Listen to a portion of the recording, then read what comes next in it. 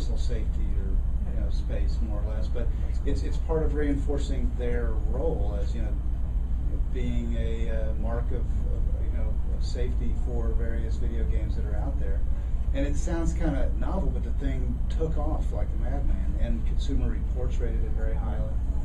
But the reason it took off is because it reinforced an existing behavior, right? The mother as the gatekeeper, that behavior there was improved and made more efficient. And it made it cool. Yeah.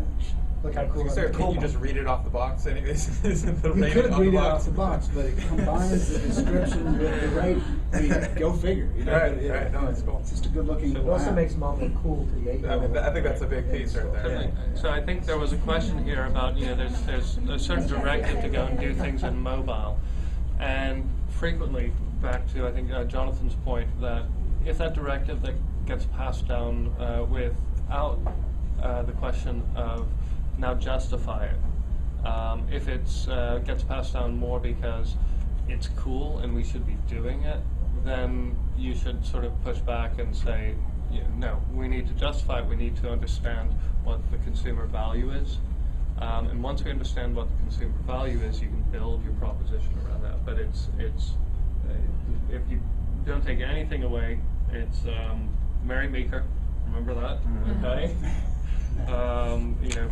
As well as make sure that you're driving some form of tangible consumer good. We've got a question in the back. Yeah, we talked about ROIs and how that's one internal barrier to us activating mobile campaigns. Yeah. I think another one is that there's a lot of pressure to focus on fewer tactics and go big with those, the vital few.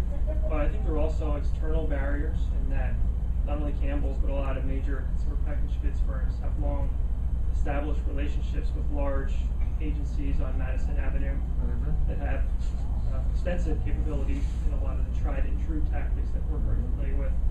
And I know that they're developing competencies in some of these emerging areas over time. But where do you see that headed?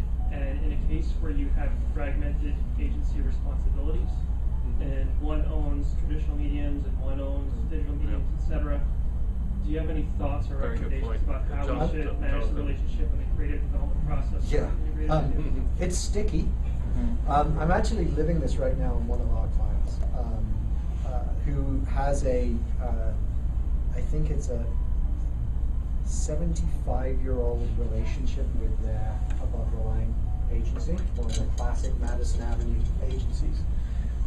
And what they are doing and what we're participating with is a complete